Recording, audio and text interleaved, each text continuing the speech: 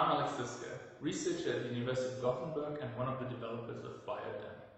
Biological collection specimens, such as collected animals in museums or pressed plants in herbaria, are one of the major sources for humanity's knowledge about global biological diversity or biodiversity. But the availability of such records, and hence scientific knowledge on biodiversity, varies greatly among different continents and different countries for a variety of reasons. BioDam is an open source web app that allows you to explore the link between political factors and the collection of scientific biodiversity knowledge. For instance, you can use it to answer questions such as, do democracies outperform autocracies in collecting biodiversity data? Or what is the role of specific dimensions of democracy, such as the rule of law or the freedom of movement, for collection activity? In this tutorial and the next, I'll show you how to use BioDam and how to make the most out of it. Alright, so BioDam is a purely web-based app which you can reach at bio-dem.search.sh. And the main functionality of BioDam to explore the availability of biological collection records in relation to political variables and democratization is facilitated in two different interactive plots. And in this tutorial, I'll explain the first plot, and in the second tutorial, the second plot. So if you scroll down just a little bit, you can see the first plot, and the layout is the same. So on the right, you can see the plot here, which I'll explain in a second. On the left side, there's some basic information on how to interpret it. And on the bottom, there's a set of customizing features. So this first plot is a bubble chart where each bubble represents one country globally, and the size of the bubble represents the number of biological specimens available from GBIF from that country live.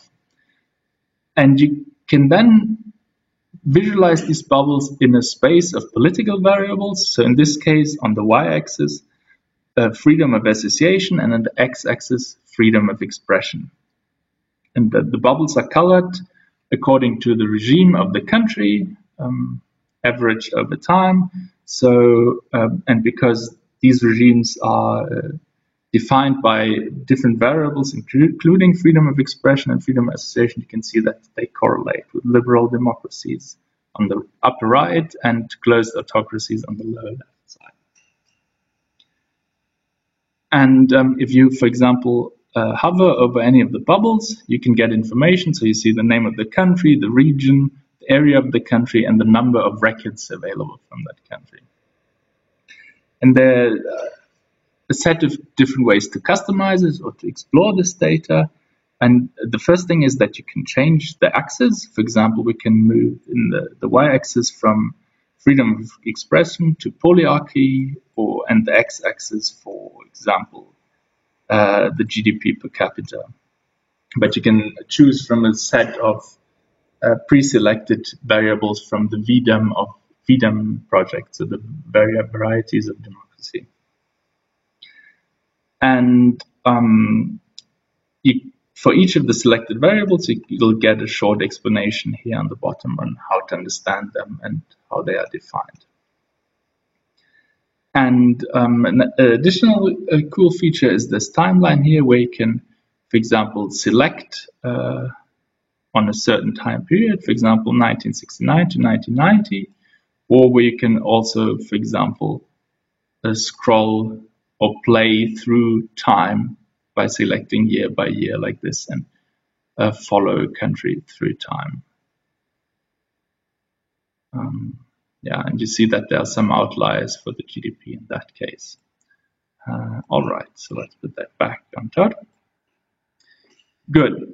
So the last thing you can do here, what you can see here on the bottom left, is that we have selected some highlight analysis that shows some interesting, particularly exciting features we find. For example, if you click on this button, we'll get a pre-selected plot with a set of different settings, and then an explanation here on how, for example, in this case, protected areas and polyarchy relate to the number of occurrence records available. There's another one for education, for example, or corruption.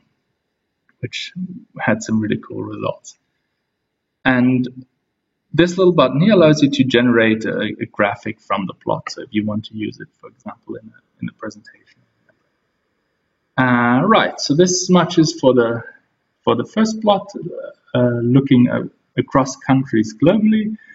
And the cool thing is that this first plot is linked to a second plot through time. So if we click, for example, on this bubble, which in this case is Venezuela, we can see in the second plot the development of records through time.